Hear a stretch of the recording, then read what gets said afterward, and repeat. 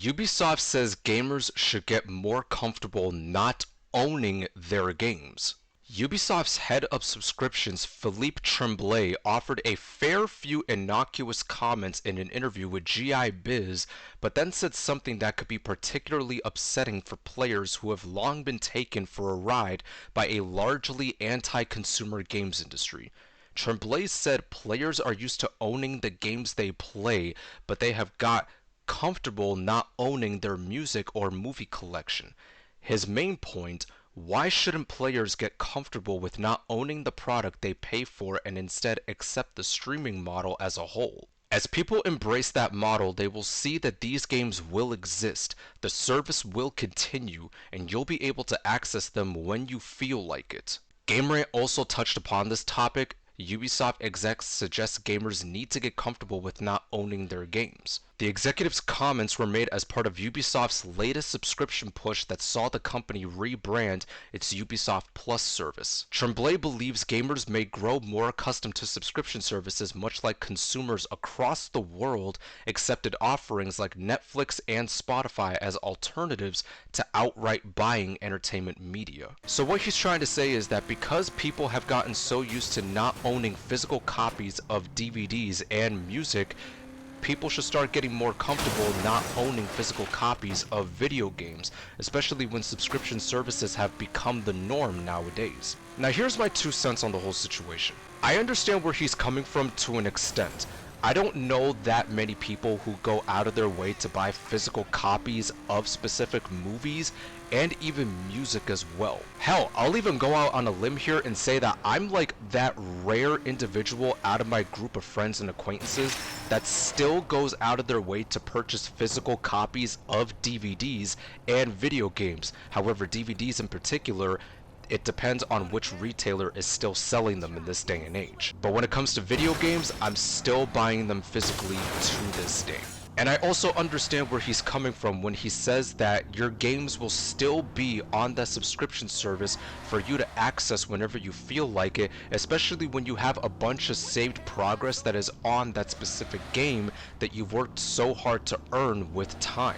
That being said, I still don't entirely agree with Tremblay's comments that he made in regards to people should start getting comfortable not owning physical copies of their video games. There have been plenty of video games that were available to the public that you could only buy through their digital storefronts that are no longer accessible because the publisher ended up deciding to pull the plug and shut down the digital storefront on a specific platform entirely. Whether that be the Nintendo 3DS shop, whether it be the Wii shop, or even PlayStation Store. There came a point where these publishers, they had no choice but to shut down these digital storefronts because they realized that because of the modern consoles that they are currently trying to keep up with nowadays, they figured that these storefronts on the older platforms are just not worth managing in the long term. But what still boggles my mind is that despite that, these publishers still never bothered to figure out a way to make these games available for people to still purchase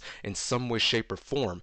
Because the reality is, when you have a specific game that is locked behind a subscription service or a digital storefront, eventually it's going to shut down in the future, and as a result, the game can't be preserved in any way, shape, or form. Especially when it comes to Ubisoft and their subscription service, there's a really good chance that it could fail in the future, and as a result, any game that they have locked behind a paywall, locked in a digital storefront, there's a good chance we might not be able to preserve it, provided somebody were to be able to download a ROM of a specific game for us to download and back up onto an emulator. The point that I'm trying to make is that there's still a large amount of people who still preserve their games by purchasing physical copies of that game in particular because they don't want to lose it to time. Like, I can understand his perspective to an extent, but I can also respect that he was willing to be open-minded to understand where the individual gamer is coming from in regards to how they perceive game preservation. But even then, it's like, dude, a lot of us still want to be able to preserve our copies of the games that we buy, because eventually it's going to get lost to time, and if it's locked behind a digital storefront, that store is going to get shut down in the future, and there's going to be no way for us to preserve these titles. It's the same thing with subscription services that have specific movies and television shows. Eventually that subscription service is going to shut down in the future, and as a result, there's not going to be a way for us to be able to redeem specific movies and television shows that the majority of the consumer base loves to indulge in and watch from time to time. For me personally, I'm a huge advocate for game preservation, as I want to see more and more video games get preserved for many more years to come, especially when you consider that a bunch of kids and teenagers in this day and age, they never got the chance to experience something that we had back in the day that was so special. Especially when you take into account that a lot of publishers in the games industry nowadays, they're not even going the extra mile to try to preserve their older titles for people to experience on modern platforms.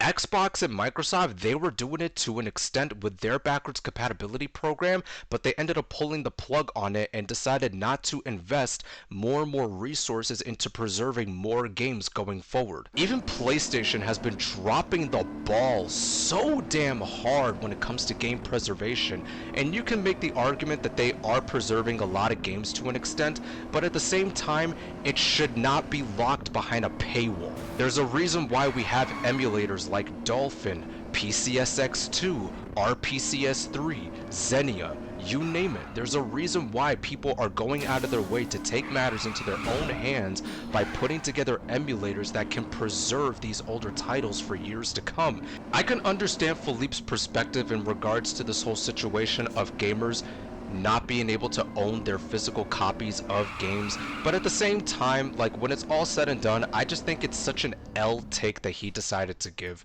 I really think it is. No gamer should be stripped of their right to own physical copies of specific video games, or any video game of that matter, which is why I'm so glad there are people coming together and taking matters into their own hands by creating emulators for us, the players, to experience, and for us to be able to still indulge in our favorite video games that we grew up playing, while simultaneously trying to implement newer tools that can expand the longevity of a video game that we loved so much back in the day. But I want to know from you guys, what do you make of Philippe Tremblay's comments in regards to gamers should start getting used to not owning their physical copies of video games? Are you on his side, or are you against him, or are you somewhere in the middle? Let me know in the comments down below. I want to know what you guys have to say. I might end up doing a double upload today. I might try to upload another part in my Batman Arkham Knight playthrough. I'm not too sure. I'm still thinking about it, but just in case, please be sure to subscribe to the channel to find out. But with that being said, I want to thank y'all so much for watching. If you enjoyed the video, don't forget to drop a like on it, and if you enjoy this type of content, you are more than welcome to hit that subscribe button and that bell notification so you can be notified when my newest video has gone live. But until then, thank you all so much for watching. It's been your boy Discreet, and I'll catch you in the next video.